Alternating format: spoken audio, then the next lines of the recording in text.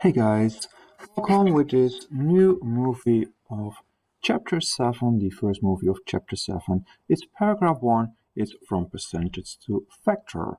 And you have worked with percentages before, and well, basically we're going to do that again, only then we're going to use a factor later on. But first of all, we're going to calculate with percentages in two ways. And the first way is with a ratio table. And I'm going to explain this with a story question, and it is about Taya. And Taya told me yesterday that he is saving for a Nintendo Switch. And that is at least 212 euros right now, so you have to save a long time. But I suppose he buys it for his birthday money, then I'm going to sponsor him, and then he only needs to pay 70% of it. Then we need to calculate how much he has to pay. Well, if we use the ratio table, then we, of course, start with making a ratio table, and then we have the price, the euros, and then we have the percentage. And the price was 212 euros, and that is 100%. And then he only needs to pay 70%. So then we need to multiply by 0.7 to go from 100 to 70. Then we also need to multiply 212 by 0.7. That is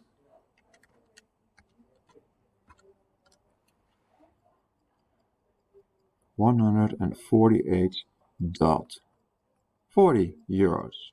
So he only has to pay then, roughly 150 euros, a little bit less. That's one way to calculate it. And of course, on the top we need to do the same. We can also do the same, slightly different. You could also say he needs to pay 212 euros, but we need to change it, and then we have that it is 70 of 100.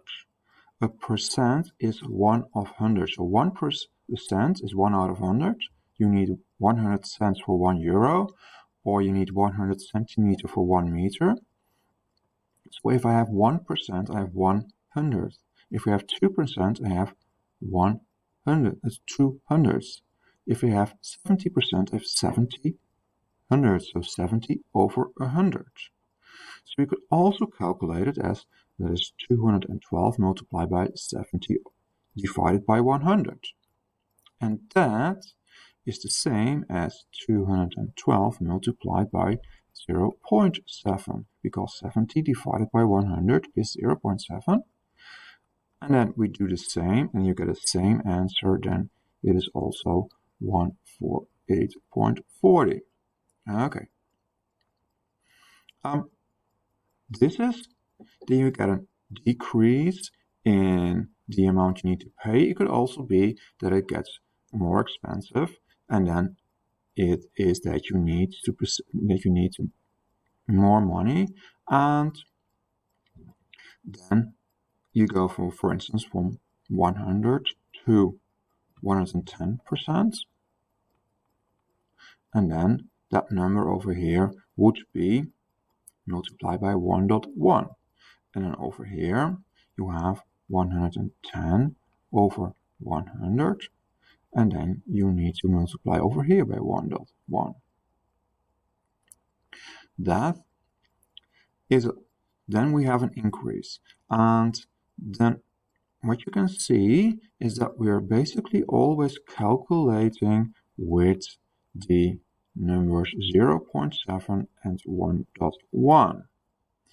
And that is over here as well. You also have 0.7 and 1.1. This number, which you need to multiply the old number to get a new number, is called the factor. So basically a factor is the number you need to multiply an original amount by to get a new amount. Or in some kind of a formula or rule. Original amount multiplied by the factor is a new amount. That's what we did over here as well. The original amount, the price at Bol, multiplied by the factor is the amount that is a new amount that Tijden has to pay. And we had two, if we calculate with this, and you want to show you the numbers when when the Bol is nasty and it raises its price when it goes up by 10%. So you need to pay 110%, and I'm not sponsoring him. Then you can see that the number was 212, and then it becomes 233.2, and then it increases. So if the factor is bigger than 1, the new number is bigger, is greater, and then it increases. That's what we can see over here. When a new amount is larger than the original amount, there's an increase, and the factor is greater than 1. So you could also say if there is an increase, then the factor is greater than 1, or if the factor is greater than 1, then a new amount is larger and there is an increase.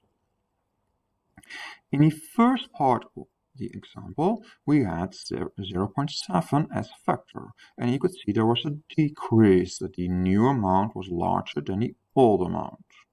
Okay.